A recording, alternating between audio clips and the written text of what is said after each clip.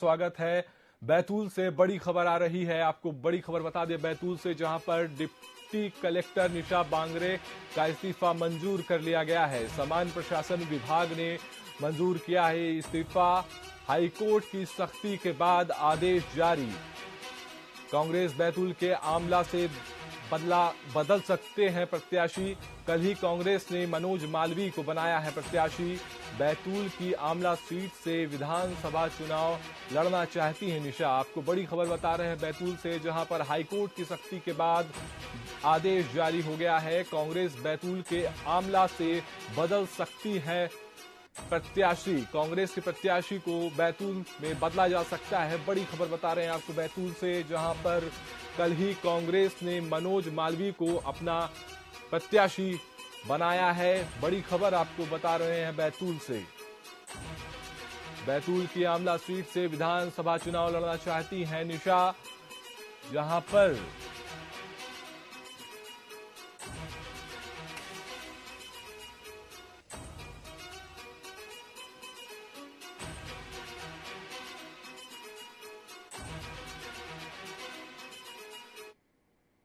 तरह की जो धमकियां हमें प्राप्त हो रही है हमारे साथियों के माध्यम से, तो मैं मध्य प्रदेश शासन और जिला प्रशासन से कहना चाहूंगी कि इन चेतावनियों को, इन धमकियों को जो है थोड़ा सीरियसली लेकर के हमारी इस न्याय यात्रा को, जो कि हम चाहते हैं अपने न्याय के लिए आगे बढ़ रहे हैं, इसमें इस तरह की जो हमें धमकियां मिल रही हैं उसको गंभीरता से ले, और हमारे साथ अगर कोई भी घटना घटती है या मेरे किसी साथी के साथ, तो उसके लिए पूरा का पूरा जिम्मेदार ये मध्य प्रदेश शासन और प्रशासन होगा।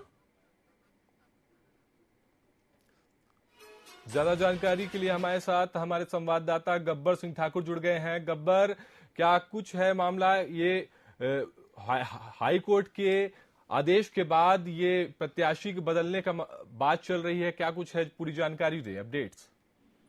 जी बिल्कुल, देखिए मैं आपको बता दें कि मध्य प्रदेश शासन ने सुप्रीम कोर्ट और हाई कोर्ट के आदेश के बाद उसका पालन करते हुए निशा बांगरे हैं जो उनका त्यागपत्र स्वीकार कर लिया है। आपको बता दें कि विभागीय इंक्वायरी भी समाप्त कर दी गई है सेंसर बोर्ड के साथ में। अब निशा बांगरे को अपने आगे का रास्ता साफ हो गया है। दरअसल में निशा बांगरे जो बैतूल जिला है, वहाँ की जो आमला सीट है, उससे कांग्रेस के सिंबल पर चुनाव लड़ने की इच्छा जाहिर की थी और वो चाहती भी थी, और इसी को लेकर के उन्होंने कहा जाए त्याग पत्र भी दिया था, लेकिन इनका त्याग पत्र स्वीकार नहीं किया जा रहा था। उसको लेकर के इन्होंने आंवला से भोपाल तक के लिए पैदल यात्रा निकाली थी। राजधानी भोपाल के MP नगर चौराहे पर अंबेडकर जी की प्रतिमा पर इन्होंने माल्य अर्पण भी किया था, और उस वक्त में पुलिस और इनके समर्थकों के साथ में निशा बांगरे की बहस हुई थी, हाथापाई भी हुई थी, जिसके चलते कहा जाए कि डॉक्टर भीमराव अंबेडकर की जो तस्वीर लिए थी वो भी तस्वीर भी क्षतिग्रस्त हो गई थी, फट गई थी।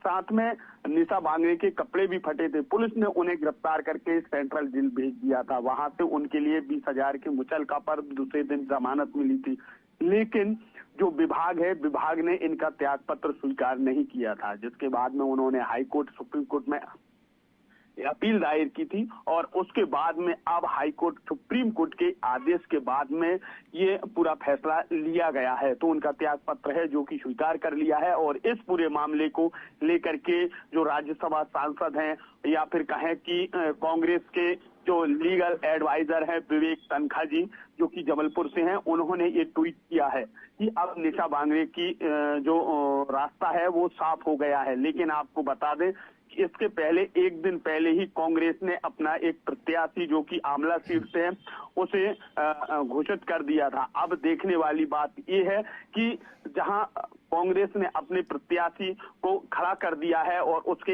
एक दिन बाद अब निशा बांगरे का त्यागपत्र स्वीकार किया जा रहा है, तो कहा जाए कि निशा बांगरे के लिए अब दूसरा एक और रोड़ा बन के तैयार हो गया है कि अगर कांग्रेस ने उनका प्रत्याशी नहीं चेंज किया तो निशा के लिए कहीं ना कहीं दिक्कतें खड़ी होंगी। लेकिन अगर कांग्रेस पार्टी अपना बैतूल से जो प्रत्याशी है वो चेंज करती है और निशा बांगरे के लिए अपना उम्मीदवार घोषित करती है, तो निशा के लिए रास्ता साफ रहेगा। और अगर ऐसे में पार्टी ने अपने जो कैंडिडेट खड़ा किया है आंवला में, अगर उसे चेंज नहीं करती है तो कहीं ना कहीं निशा के लिए बहुत ही दिक्कत आएगी, क्योंकि इधर पार्टी का सिंबल भी नहीं मिलता है, पार्टी के सिंबल से वो चुनाव भी नहीं लड़ पाएंगी और उधर नौकरी से हाथ भी धो बैठी हैं।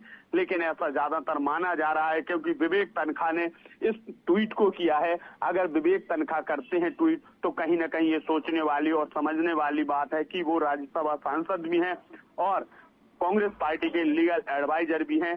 तो हो सकता है, जहां तक उम्मीद यही लगाई जा रही है कि अब आमला सीट का जो कांग्रेस का कैंडिडेट है उसे चेंज किया जा सकता है और निशा को वहां से उम्मीदवार कांग्रेस पार्टी बना सकती है। जी धन्यवाद गब्बर जी, आपको बड़ी खबर बता रहे हैं।